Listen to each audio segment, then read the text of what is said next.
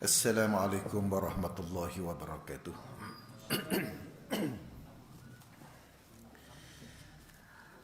Alhamdulillahilladzi arsala rasulahu bil huda wa dinil haqq liyuzhirahu 'ala ad-dini kullih walau karihal musyrikun. أشهد أن لا إله إلا الله وحده لا شريك له وأشهد أن محمدا عبده ورسوله اللهم صل وسلم وبارك على محمد وعلى آله وصحبه واقتدى بتعاليمه واستنى بسنته إلى يوم الدين أما بعد. اللهم علمني ما جهلت وذكرني ما نسيت. اللهم رب اشرح لي صدري ويسر لي أمري واحلل عقدة من لساني يفقهوا قولي. سبحانك لا علم لنا إلا ما علمتنا إنك أنت العليم الحكيم. Ya Allah, ya Tuhan, ku ajarkanlah kepadaku apa yang aku masih jahil, ingatkanlah kepadaku apa yang aku lupa. Lapangkanlah dadaku, permudahkanlah segala urusanku, fasihkanlah lidahku supaya mereka dapat memahami akan perkataanku. La haula wa la quwwata illa billahil alil azim. Bismillahirrahmanirrahim. Yasin wal Qur'anil hakim. Innaka laminal mursalin ala siratim mustaqim. Tanzil al-Azizir Rahim. Maksudnya dengan nama Allah yang Maha Pemurah lagi Maha Mengasihani. Yasin, demi Al-Quran yang bijaksana, sesungguhnya engkau Muhammad termasuk salah seorang yang diutus tetap di atas jalan yang lurus, sebagai wahyu yang diturunkan oleh yang Maha Perkasa lagi Maha Mengasihani. Itulah maksud surah Yasin daripada ayat yang pertama hingga ayat yang kelima yang telah kita baca. Dan sebelum daripada ini kita telah melihat muqaddimah surah Yasin ini dengan kelebihan-kelebihan dasarkan hadis-hadis Nabi SAW yang sahih. Dan juga kita telah melihat tafsiran ayat yang pertama dan juga ayat yang kedua. Kemudian kuliah kita terhenti daripada pertengahan bulan Mac hinggalah pada malam ini kita bertemu kembali. Jadi alhamdulillah, kita bersyukur pada Allah dengan setinggi-tinggi kesyukuran. Bermakna kita telah tidak bersama lebih kurang 5 bulan lebih. 6 bulan berkali. Oleh kerana musyaqqah yang tak dapat dielak, musibah yang menimpa dunia ini umumnya, dan juga termasuklah tempat kita, negara, negeri dan daerah-daerah di tempat kita ini. Lalu alhamdulillah, Allah Subhanahu wa taala dengan berkat doa kita semua telah mengangkat musibah tersebut sedikit demi sedikit.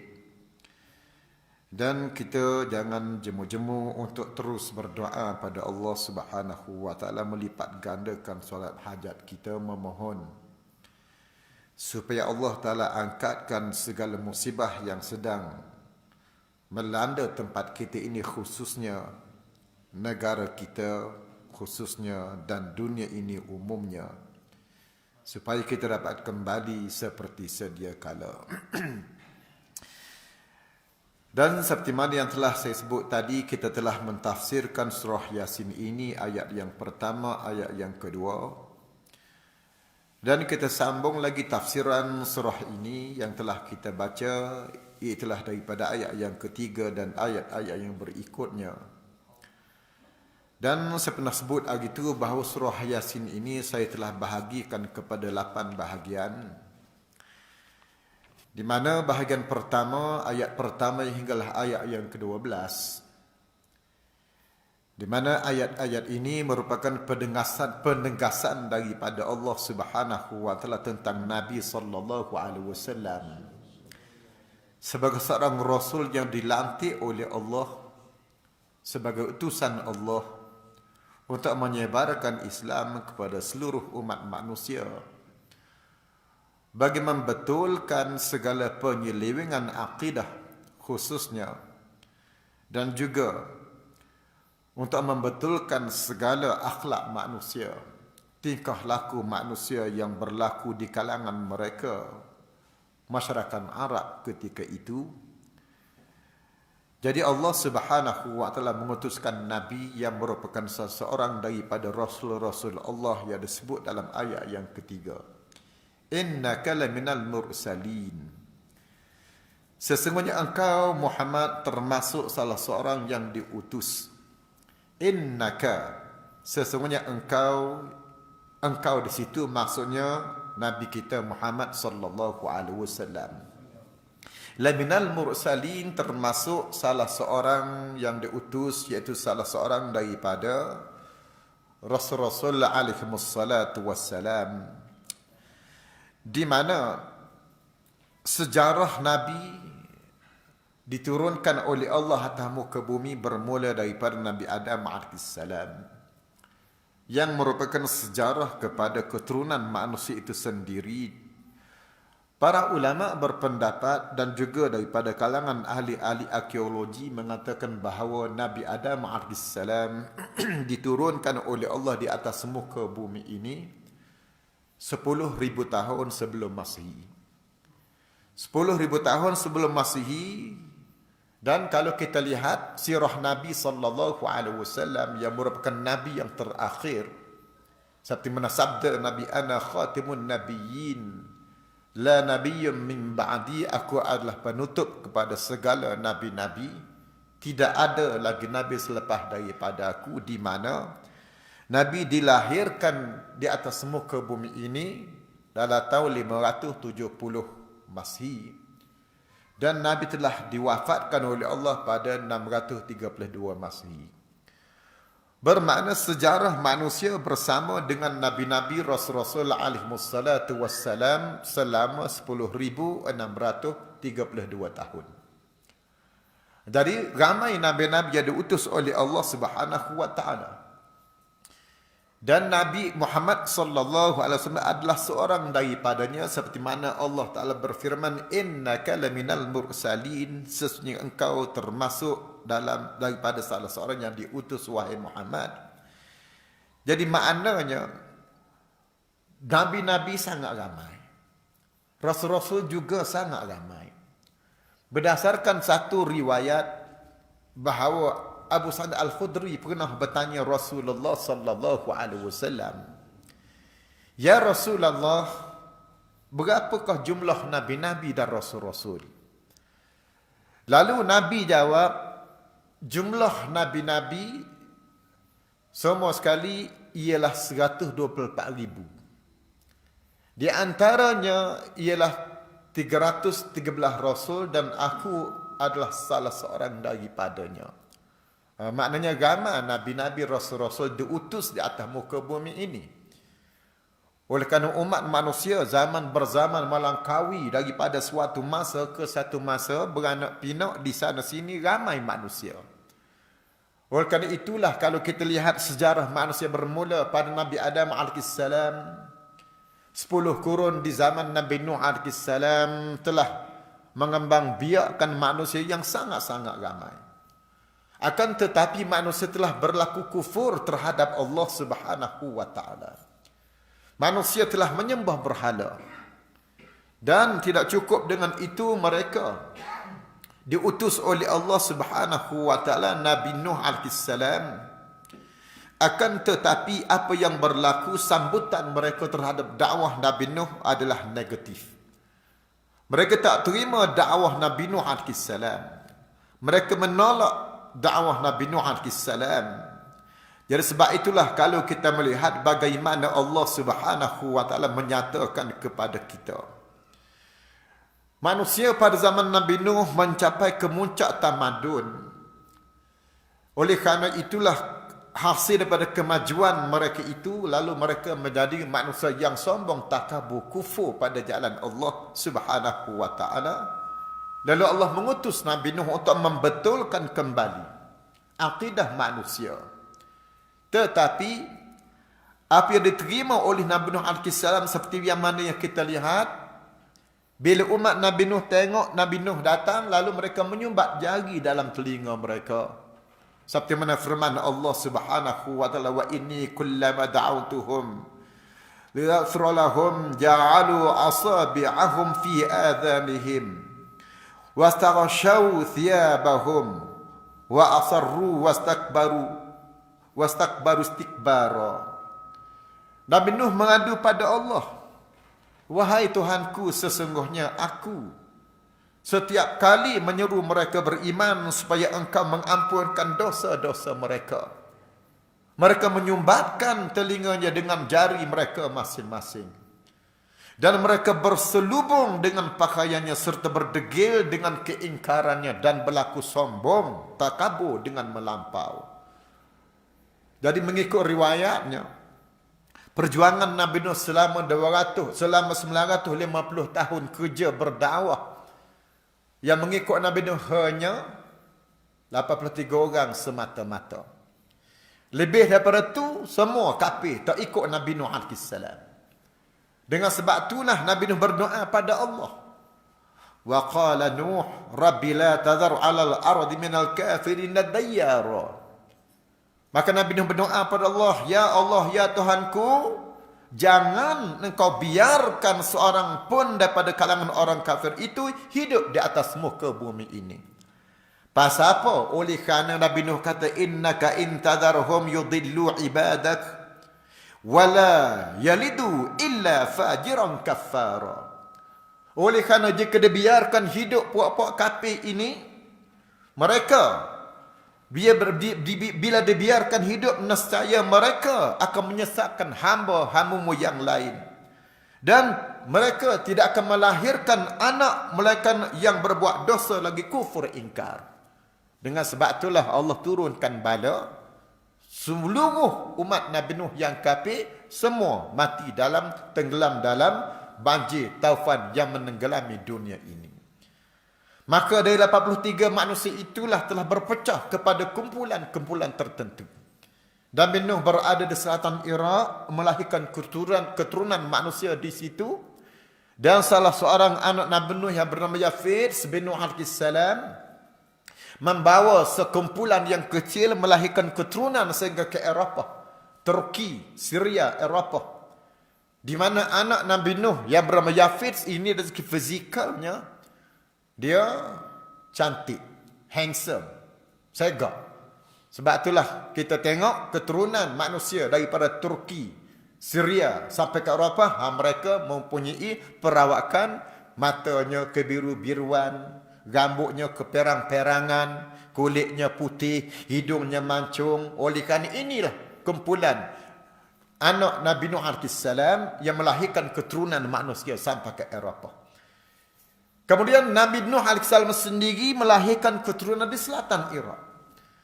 Dan anak Nabi yang bernama Ham bin Nuh alaihissalam telah membawa satu kumpulan manusia melahirkan keturunan hingga ke selatan Afrika. Di mana anak Nabi Nuh yang bernama Ham ini, dari segi fizikal dianya, kulit dia gelap. Kulit dia gelap, rambut dia keriting. Sebab itulah kalau kita tengok bangsa Afrika ataupun bangsa Habsyi, kulit mereka gelap dan rambut mereka keriting.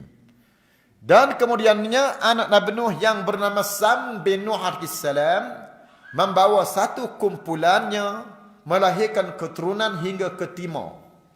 Di mana anak Nabi Nuh yang bernama Sam bin Nuh ini, kulit dianya putih, rambut dianya lurus dan matanya sepit mata dia. Sebab tu kita tengok bagaimana manusia yang berada di belah timur, seperti mana Jepun, China, Vietnam, itulah perawakan mereka mengikut keturunan yang dibawa oleh anak Nabi Nuh yang bernama Sam bin Nuh alaihissalam. Dan bertebaran manusia atas muka bumi ini, ramai manusia, maka Allah Ta'ala utuskan kepada mereka nabi-nabi. Yang manusia tak tahu siapa. Oleh kerana jumlah manusia ni ramai, maka jumlah nabi pun ramai. Sehingga Nabi bersabda jumlah nabi semua sekali 124,000. Jadi kita tak tahu siapa. Yang kita tahunya nabi-nabi disebut oleh Allah dalam Al-Quran. Dan yang Allah Ta'ala tak sebut banyak lagi. Sebab itulah Allah hanya sebut wa in min kulli syai'in wa in min ummatin illa khala fiha nadhir. Itu yang Allah sebut dalam Al-Quran. Wa in min ummatin illa khala fiha nadhir, dan tidak ada satu umat pun melainkan diutuskan kepada mereka pemberi peringatan, yakni nabi-nabi. Jadi kita tidak tahu siapa sebenarnya nabi yang diutuskan di negeri China, oleh kerana ramai manusia, ramai umat manusia di negeri China. Kita tak tahu siapakah nabi diutus oleh Allah belah barat, belah timur, belah utara, belah selatan, oleh kerana bertebaran manusia daripada zaman Nabi Nuh AS setelah mendarat kapal di atas gunung Al-Judi, lalu manusia bertebaran atas muka bumi sehinggalah zaman Nabi Muhammad sallallahu alaihi wasallam sebagai nabi yang terakhir. Ini sejarah manusia dengan nabi-nabi, rasul-rasul alaihi wassalatu wassalam. Sebab itulah para ulama, ada ulama mengatakan, berpendapat bahawa boleh jadi. Boleh jadi Siddhartha Gautama kemungkinan dianya adalah seorang nabi. Siddhartha Gautama ataupun masyhur dengan nama Buddha. Di mana Siddhartha Gautama ini tak pernah menyuruh pengikut-pengikut dia menjadikan dia sebagai Tuhan. Dia menyeru supaya mengabdikan diri kepada Yang Maha Mencipta. Menyeru kepada kebaikan. Selepas ketiadaannya, barulah pengikut-pengikut dia telah mempertuhankannya. Begitulah juga ulama pernah kata, boleh jadi Lao Tzu pun Nabi. Boleh jadi Confucius juga Nabi. Jadi kita tak tahu. Tidak ada sumber yang jelas, oleh kerana nabi-nabi, rasul-rasul sangat ramai. Cumanya salah seorangnya ialah Nabi Muhammad sallallahu alaihi wasallam sebagai nabi yang terakhir, yang disebut dalam surah Yasin, innaka laminal mursalin. Sesungguhnya engkau wahai Muhammad termasuk salah seorang yang diutus. Jadi dalam ayat kedua ini Allah Ta'ala bersumpah dengan Al-Quran sebelum daripada ini. Wal Quranil Hakim. Itu satu sumpah. Di mana sumpah tersebut adalah untuk menguatkan keterangan tentang Nabi Muhammad sallallahu alaihi wasallam. Sesungguhnya engkau wahai Muhammad adalah daripada kalangan rasul-rasul yang telah diutus, salah seorang daripadanya memberi petunjuk dan untuk memimpin manusia ke jalan Allah Subhanahu wa taala. Jalan yang benar, jalan yang lurus, seperti mana yang telah disebut oleh Ibnu Abbas yang menyebabkan turunnya ayat ini ialah oleh kerana orang kafir musyrikin menyatakan Muhammad itu bukanlah seorang rasul. Puak kafir musyrikin di Mekah katalah betul. Tetapi dia kata dia hanya seorang anak yatim. Abu Talib yang tidak pernah hantar dia belajar tinggi, buta huruf, tak reti membaca, tak pandai menulis, daripada kalangan orang yang miskin, tidak ada ilmu, menasabah ke Nabi, kata puak-puak Mekah. Tak terima Nabi sebagai seorang rasul daripada Allah, tak terima Muhammad sebagai seorang rasul daripada Allah Subhanahu wa taala. Lalu Ibnu Abbas kata inilah penegasan daripada Allah, innaka laminal mursalin. Sesungguhnya dia adalah salah seorang daripada utusan-utusan Allah Subhanahu wa taala. Di mana golongan musyrikin Makkah sebenarnya juga mereka sedang menunggu kelahiran Nabi akhir zaman. Sebenarnya, pasal apa mereka sedang menunggu Nabi akhir zaman diutus oleh Allah Subhanahu wa taala? Oleh kerana manusia di dunia umumnya, sama ada orang Yahudi, sama ada orang Nasrani, mereka sedang menunggu seorang Nabi akhir zaman yang pernah disebut oleh Nabi-Nabi mereka. Nabi Musa AS pernah sebut dalam kitab Taurat bahawa akan lahir seorang Nabi akhir zaman. Nabi Isa AS juga telah menyebut bahawa dalam kitab Injil akan lahir Nabi akhir zaman. Sehingga golongan Yahudi, golongan Nasrani daripada kalangan ahlul kitab, mereka telah diperinci. Sebab itulah Allah berfirman, alladzina atainahumul kitaba ya'rifunahu kama ya'rifuna abna'ahum. Dan mereka yang telah kami berikan kepada mereka akan kitab, mereka kenal Muhammad sebagaimana mereka mengenal anak-anak mereka sendiri. Mereka tahu dari segi fizika, tanda-tanda nubuah bagaimana, ciri-ciri fizika macam mana. Sebab itulah mereka tunggu Nabi akhir zaman. Bila berdekatan dengan, bila hampirnya dengan bila hampirnya dengan kelahiran Nabi sallallahu alaihi wasallam, Allah Taala telah isytihar di muka langit bahawa dekat dengan kelahiran Nabi akhir zaman.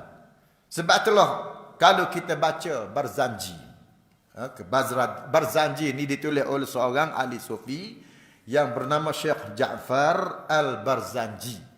Barzanji itu nama kampung dia. Syekh Ja'far Al-Barzanji. Jadi nama kampung dia lah. Misal kata Al-Kelantani. Misal kata Al-Merbawi. Kamuh Merbawi itu. Merbawi itu nama Merbau. Merbau itu nama kampung. Jadi mananya? Syekh Ja'far Barzanji nama kampung dia, asal daripada di situ. Dia seorang ahli sufi yang telah menulis tentang, menyusun bait-bait tentang Nabi sallallahu alaihi wasallam. Berdasarkan ulama, berdasarkan hadis-hadis Nabi sallallahu alaihi wasallam, dia kaji betul-betul. Lalu di antara bait yang disebut oleh Syekh Ja'far dalam kitab Barzanji, dia disebut wa busyratil jinnu bi idlali zamanihi wa antukahatil kahanatur ruhbaniyah. Cuba kita tengok apa dia sebut. Dia kata para jin diberi khabar gembira.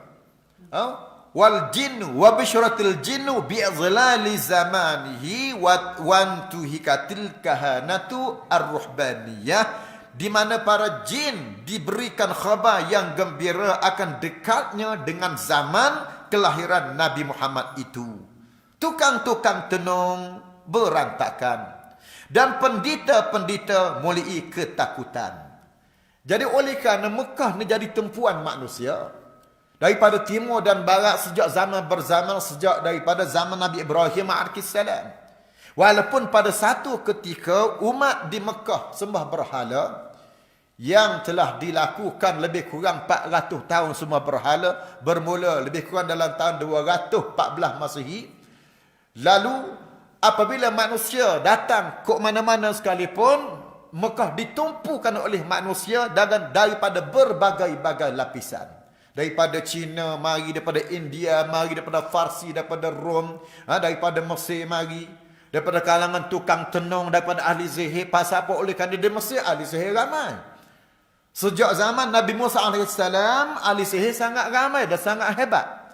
Begitulah juga di Farsi. Farsi tukang-tukang tenung sangat ramai. Tukang-tukang tenung sangat hebat di Farsi.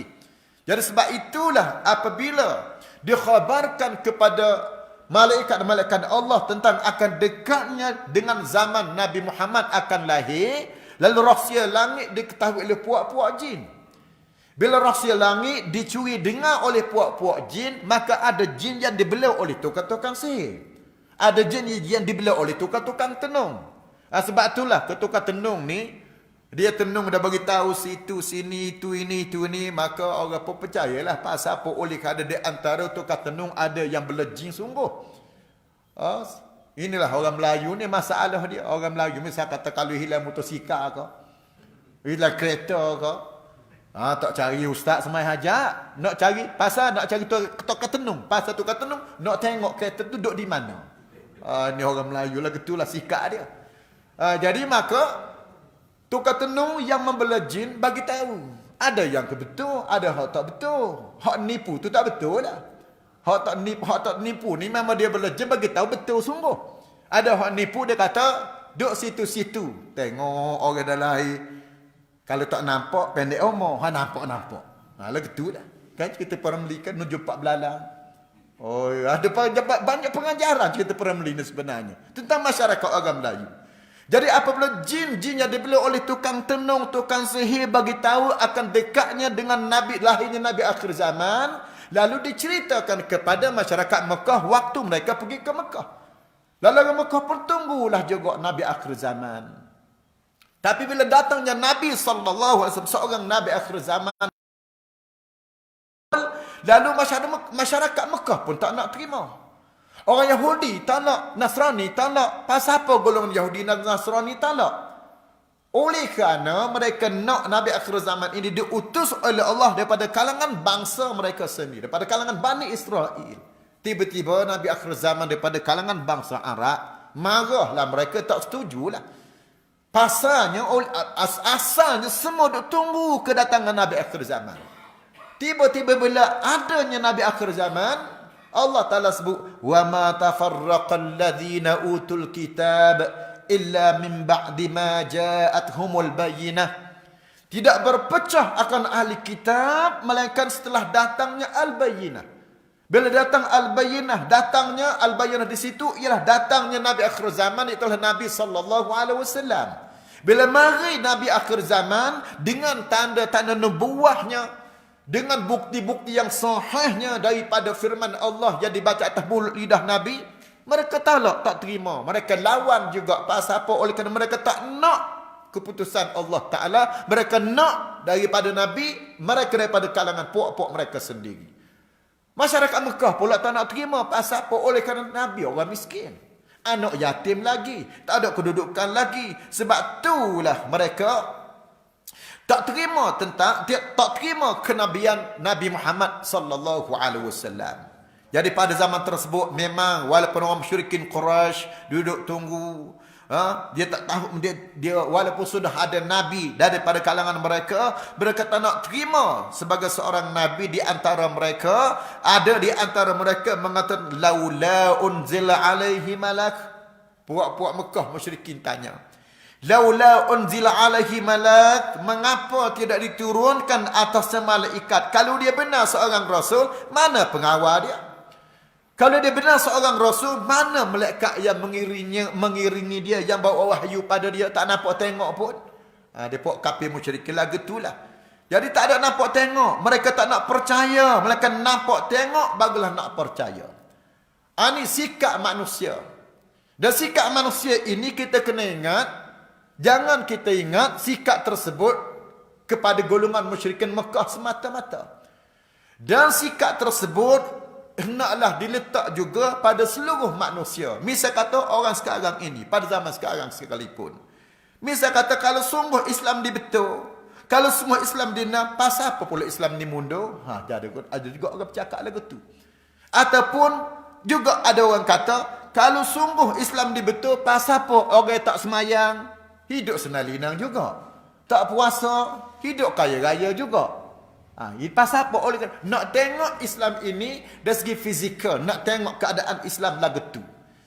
Itulah keadaan musyrikin Makkah hari tu. Kalau betul Muhammad ni Nabi, mana malaikat hak bawa wahyu kepada dia? Tak dapat tengok pun.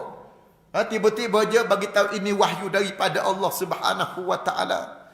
Sebab itulah dalam ayat yang lain Allah Taala nyatakan wa qalu laula nuzila hadzal Quran ala rajulin minal qaryatayn azim. Golongan musyrikin kata, dan mereka berkata, Allah Ta'ala beritahu pada kita, mengapa Al-Quran itu tidak diturunkan kepada orang besar salah satu di antara dua kota. Dua kota maksudnya Mekah dengan Taif. Dua kota besar masa tu. Pasal apa Nabi ni tak dipilih oleh Allah daripada kalangan orang yang besar-besar, orang yang kaya-kaya, orang yang ternama? Tiba-tiba Muhammad ngaku jadi Nabi. Miskin pula, tak ada harta benda pula, anak yatim pula lagi. Ataupun yang ayat kita sebut tadi, laula unzila alaihi malak, mengapa tidak diturunkan atasnya malaikat? Allah Ta'ala jawab. Allah Ta'ala kata, walau anzalna malakan laqudil amru thumma la yunzarun. Allah Ta'ala nyatakan, padahal jika kami turunkan malaikat, maka selesailah segala urusan. Maknanya, malaikat turun bukan untuk bawa wahyu, untuk dibaca pada manusia. Malaikat diturun untuk bawa bala daripada Allah Subhanahu wa taala. Akibat daripada keingkaran manusia di atas muka bumi ini, apabila berlakunya keingkaran yang memuncak, maka Allah Ta'ala turunkan bala. seperti mana kaum Nabi Nuh tadi yang kita sebut, ataupun kaum Thamud, kaum Ma'ad. Alam tara kaifa fa'ala rabbuka bi'ad irama dhatil imad allati lam yukhlaq mithluha fil bilad وثمود الذين جابوا الصخر بالواد وفرعون ذي الأوتاد فأكثروا فيها الفساد فصب عليهم ربك سوط عذاب إن ربك لبالمرصاد. Ini Allah Ta'ala beritahu pada kita dalam Al-Quran. Bagaimana kaum Ad dibinasakan oleh Allah. Pasal apa? Kufur ingkar terhadap Allah Subhanahu wa Ta'ala. Begitulah juga dengan kaum Thamud. Mereka sudah maju semuanya. Begitulah juga dengan Fir'aun. Mereka telah dapat membina bangunan-bangunan yang memasak bumi. Sebab itulah kalau kita tengok dalam Al-Quran, Allah Ta'ala nyatakan bagaimana puak-puak yang mempunyai kemajuan pada zaman yang lalu jadi sombong, takabur, diutus Nabi-Nabi, mereka tolak, mereka tentang, lalu dibinasakan oleh Allah Subhanahu wa Ta'ala.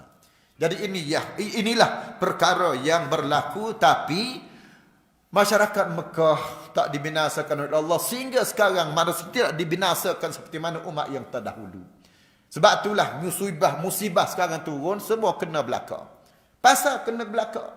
Patut pilih puak-puak kafir je lah. Tapi dulu Allah Ta'ala pilih puak-puak kafir. Oleh kerana Nabi-Nabi mereka berdoa. Seperti mana kita sebut tadi lah. Nabi Nuh berdoa kepada Allah Subhanahu wa Ta'ala supaya dibinasakan puak-puak kafir. Rabbi la tadar alal ardi minal kafirin dagyara. Ya Allah, binasakan semua puak-puak kafir. Maka selamatlah umat Islam. Begitu juga kaum Thamud, kaum Ad, zaman Nabi Saleh, kaum Nabi Syuaib, semua dibinasakan yang kafir. Yang Islam tak dibinasakan oleh Allah. Jadi apabila sampai pada Nabi akhir zaman, Nabi Muhammad sallallahu alaihi wasallam, walaupun Nabi kena tekan, Nabi kena tindas, Nabi kena fitnah, walaupun masyarakat Mekah tak nak terima dakwah Nabi, cuba cari tapak baru di Taif, walaupun pergi ke Taif kena lontar dengan batu-batu, akan tetapi bila Jibril turun minta izin, ya Rasulullah, izin pada aku, biar aku angkat bukit Uhud, letak atas puak-puak ni, biar binasa semua sekali, seperti yang telah pernah aku lakukan kepada mereka yang terdahulu sebelum daripada ini. Apa kata Nabi? Ya Jibril, jangan. Umat aku tidak mengerti, mereka jahil. Jika sekiranya mereka tak nak beriman, boleh jadi keturunan mereka akan beriman pada Allah. Dan memang sungguh masyarakat Taif beriman tahun 8 Hijrah. Selepas daripada Nabi membuka kota Makkah, terus pergi ke Taif, lalu berlaku peperangan. Perang Hunain. Apabila berlaku perang Hunain, masyarakat Taif kalah, lalu umat manusia di Taif yang ketika itu kalah perang, semua masuk Islam, beriman pada Allah Subhanahu wa Ta'ala. Jadi Nabi berdoa pada Allah, ya Allah, jangan timpakan bala pada umatku. Jika sekiranya mereka tak nak beriman padamu, boleh jadi keturunan mereka akan beriman. Allahumma hdi qaumi fahum la ya'lamun. Ya Allah, ya Tuhanku, berilah petunjuk kepada kaumku oleh kerana mereka tidak mengerti. Jadi sebab itulah kita tengok bagaimana bila turun musibah hari ni, semua kena belaka. Cuma kita umat Islam, bila turun musibah, kita reda dengan penuh reda kepada Allah. Pahala Allah Ta'ala ganjarkan kepada kita yang ditimpakan musibah oleh Allah Subhanahu wa Ta'ala. Jadi itulah merupakan ayat yang telah kita baca tadi, ayat yang ketiga, innaka laminal mursalin. Kemudian ayat yang keempat, ala siratim mustaqim, engkau wahai Muhammad tetap di atas jalan yang lurus. Masuk waktu dah. Ya, dah masuk dah. Jadi apabila Allah Ta'ala sebut tentang Nabi tadi, kemudian dia kuatkan lagi tentang Nabi lagi, ala siratim mustaqim. Engkau wahai Muhammad tetap di atas jalan yang lurus, jalan yang benar dan betul, iaitu agama Islam. Jadi itulah khitah ataupun tujuan perutusan Nabi sallallahu alaihi wasallam dan juga nabi-nabi, rasul-rasul alaihi wassalatu wassalam yang lain, ialah untuk membawa manusia ke arah jalan yang lurus. Jadi itulah satu deklarasi pengisytiharan daripada Allah Subhanahu wa taala. Semua nabi-nabi dia membawa jalan yang mustaqim, jalan yang lurus, jalan Allah, jalan yang selamat, jalan yang menuju ke syurga, mula daripada Nabi Adam alaihissalam sampai sampai terakhir Nabi Muhammad sallallahu alaihi wasallam berada atas jalan yang mustaqim, iaitu agama Islam. Nah, kita sama ayat ni pagi besok. Oleh kerana kita kena ikut SOP lah. Masuk waktu terus kena berhenti. Di Kelantan pun gitu juga. Aku qali hadza a'udzu billahi minasyaitonir rajim. Bismillahirrahmanirrahim. Allahumma la tad'a fi maqamina hadza ya Allah dhanban illa ghafartah wa la hamman illa farajtah wa la daynan illa qadaitah wa la maridan illa syafaitah wa la mubtalan illa afaitah wa la dhallan illa hadaitah ولا معسرا إلا يسرته ولا فقيرا إلا أغنيته ولا بعيدا إلا قربته ولا عدوا إلا خزلته ولا مجاهدا إلا نصرته ولا عازبا إلا زوجته ولا حاجة من حوائج الدنيا والآخرة لك فيها رضا ولنا فيها صلاة إلا قضيتها ويسرتها يا الله يا الله يا الله يا رب العالمين برحمتك يا أرحم الراحمين. أقول قولي هذا وأستغفر الله لي ولكم. السلام عليكم ورحمة الله wabarakatuh. Dan